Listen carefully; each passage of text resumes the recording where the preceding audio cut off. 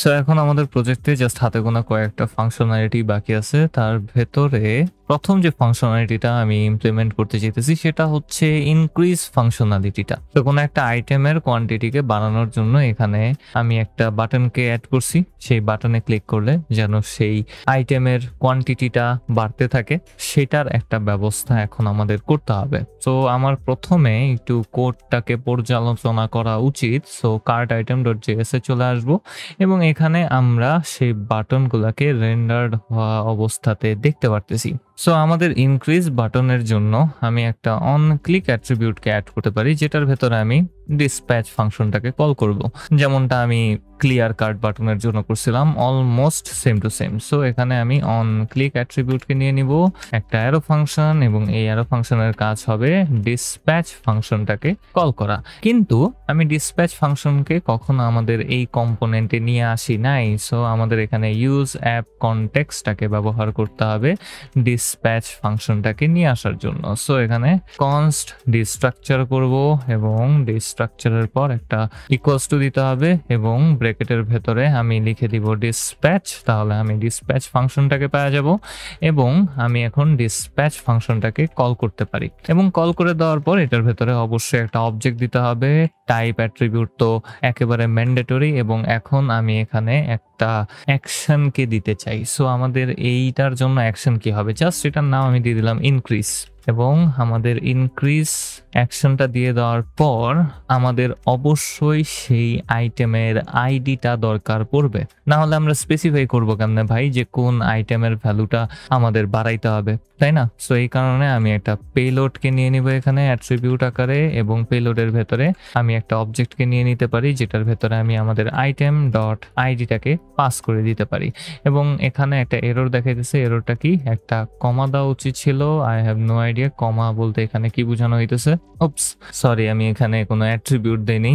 তো এখানে আমি একটা আইডি অ্যাট্রিবিউটকে নিয়ে নিব, যেটা আমি পাবো পেলোড ডট আইডির মাধ্যমে, এবং সেটার জন্য আমি সেট করে দিতে পারি আইটেম ডট আইডিটাকে। এবং এখন আমি এই ইনক্রিজ অ্যাকশন টাইপের জন্য রিডিউসারকে সেট আপ করে ফেলতে পারি। সো আমাদের রিডিউসারটা কোথায়, প্রত্যেকটা ভিডিওতে আমি রিডিউসার হারালাই। রিডিউসার ডট জেএস এ চলে আসবো, সবার উপরে চলে যাব, একটা ভ্যারিয়েবলকে তৈরি করব যেটা হবে এক্সপোর্ট কনস্ট ইনক্রিজ, এবং বানান আমি ভুল করছি। So C R E A S E is equals to হবে increase. So I N C R E S E.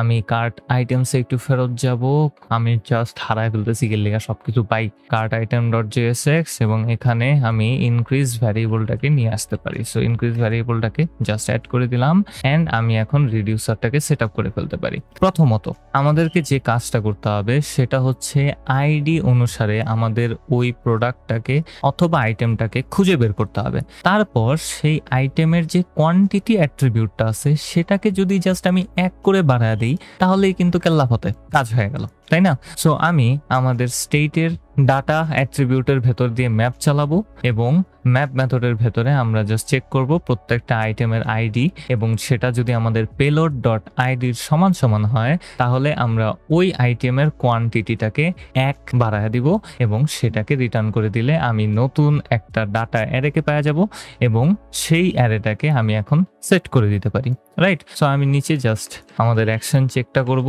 So if type ripple equals to increase যদি এই টাইপের হয়, তাহলে প্রথমে যে কাজটা আমি করতে চাই সেটা হচ্ছে নতুন একটা অ্যারেকে তৈরি করা। সো এখানে আমি কনস্ট নিউ ডাটা নামক একটা ভ্যারিয়েবলকে নিয়ে নিলাম, এবং আমি এখন আমাদের স্টেটের ডাটা অ্যাট্রিবিউটের ভেতর দিয়ে ম্যাপ চালাবো, কারণ এই ডাটা অ্যাট্রিবিউটেই আমাদের ফুল অ্যারেটা আছে।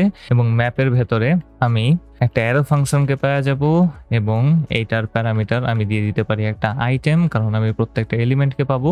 এবং এটার ভেতরে আমি চেক করব যে আমার আইটেমের আইডিটা কি পেলোডের আইটেমের সমান কিনা। So if item dot ID is triple equals to payload dot ID, তাহলে আমরা আমাদের আইটেমের কোয়ান্টিটিটাকে এক বাড়ায় দিতে পারি। সো এখানে আমি ডাইরেক্টলি রিটার্ন করে দিব আমাদের পুরো আইটেমটা যেটাকে আমরা পাইলাম, এবং শুধুমাত্র এটার কোয়ান্টিটিটাকে আমি বাড়ায় দিতে চাই। তো আমি এখানে প্রেড অপারেটর ব্যবহার করে আইটেমের একটা কপি তৈরি করলাম, এবং এটার একটা কোয়ান্টিটি অ্যাট্রিবিউট অবশ্যই থাকবে, TITY কোলন দিয়ে আমি ওই আইটেমের প্রিভিয়াস কোয়ান্টিটি কোয়ান্টিটিটাকে নিয়ে নিব কোয়ান্টিটি প্লাস 1 এবং এতে করে যেই আইডিটা ম্যাচ হবে শুধুমাত্র সেটার জন্যই আমরা নতুন একটা আইটেমকে তৈরি করতেছি, যে আইটেমটার কোয়ান্টিটি আগের থেকে 1 বেশি হবে। আর যদি তা না হয় তাহলে আমরা রিটার্ন করে দিতে পারি ডাইরেক্টলি আমাদের ওই আইটেমটাই, কারণ এখানে কোনো চেঞ্জেসের দরকার নাই।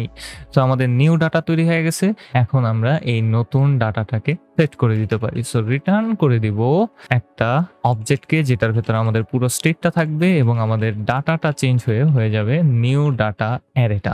এবং এটা হয়ে যাওয়ার পর আমি যদি একটু রিলোড করি, জাস্ট আল্লাহর নাম নিয়ে ইনক্রিজ বাটনে ক্লিক করলাম, 2 থেকে 3 হয়ে গেল, 3 থেকে 4 হয়ে গেল, 4 থেকে 5 হয়ে গেল এবং দেখতে পারতেছি প্রাইসটাও এখানে আপডেট হইতেছে। আপনারা এটা আমাকে কোয়েশ্চেন করতে পারেন যে ভাই প্রাইস আপডেটের কোনো কিছু তো আমি করি নাই ভাই, সিম্পলি এটা এবারে স্ট্রাকচারেই আমি করে রাখছিলাম, এই কারণে এখানে আমি করতেছি না। So cart item dot JSX এ গেলে আমি যদি একেবারে নিচে চলে আসি তাহলে দেখবো যে এখানে অটোমেটিক্যালি আমাদের প্রত্যেকটা আইটেমের প্রাইস এবং তাদের কোয়ান্টিটি গুণ ফলটাই রেন্ডার হইতেছে। তো এই কারণেই আমরা সেই ভ্যালুটা দেখতে পারতেছি। এন্ড এখন আপনারা আমাকে বলেন যে এখানে সমস্যাটা কি, এখন আমাদের কি করা উচিত? জাস্ট একটু সময় নেন, ভাবেন, তারপরে নিজেরা করার চেষ্টা করেন। আশা করি ভিডিওটা পজ করে নিজেরা করার চেষ্টা করছেন। আমাদের এখন এই টোটাল এবং কার্ডটাকেও আপডেট করতে হবে। তো সিম্পল জিনিস, রিডিউসার ডট জেএসএক্স এ আসবো, আমাদের এই ইনক্রিজ অ্যাকশনের জন্য আরেকবার আমরা আমাদের ওই ইউটিলিটি ফাংশনটাকে কল করতে পারি, যেটা আমরা কয়েকটা ভিডিও আগে বানাইছিলাম, update total ফাংশনটাকে।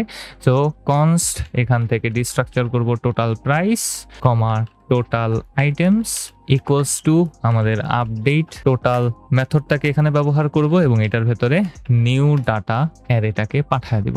And update and total price এবং টোটাল আইটেমসটাকে আমি এখানে জাস্ট রিটার্ন স্টেটমেন্ট অ্যাড করে দিলাম এবং রিলোড করার পর আমি যে কোনো একটা প্রোডাক্টের ইনক্রিজ বাটনে যদি ক্লিক করি তাহলে দেখবো আমাদের টোটালটা এবং সাথে সাথে আমাদের কার্ডের আইকনের উপরের ভ্যালুটাও আপডেট হয়ে যেতেছে। এন্ড এই জিনিসটা আমার কাছে খুবই অসাম লাগছিল যখন আমি প্রথমবার এই জিনিসটাকে করছিলাম, যে সবকিছু একসাথে কাজ করতেছে জাস্ট একটা ইফ স্টেটমেন্টের ভেতরে কিছু জিনিসপাতিকে অ্যাড করার মাধ্যমে। এন্ড এটা যেহেতু হয়ে গেছে সেহেতু আমরা এখন ডিক্রিজ বাটনটাকেও ইমপ্লিমেন্ট করতে পারি এবং আমি পরের ভিডিওতে এটা করব। আশা করি আপনারা নিজেদের মতো করে এই জিনিসটা করতে পারবেন, কারণ ইনক্রিজ বাটনটা হচ্ছে কোয়ান্টিটিকে বাড়ানোর জন্য, ডিক্রিজ বাটনটা হচ্ছে কোয়ান্টিটিকে কমানোর জন্য। তো জাস্ট নিজেরা ট্রাই করবেন এবং যদি ভিডিওটা ভালো লাগে তাহলে একটা লাইক করেন, একটা কমেন্ট করেন, একটা সাবস্ক্রাইব করেন, কারণ সাবস্ক্রাইব করলে আমার ভালো লাগে, আমার মনে শান্তি লাগে। পরের ভিডিওতে আমরা ডিক্রিজ বাটনের ফাংশনালিটিটাকে ইমপ্লিমেন্ট করতে চাইতেছি।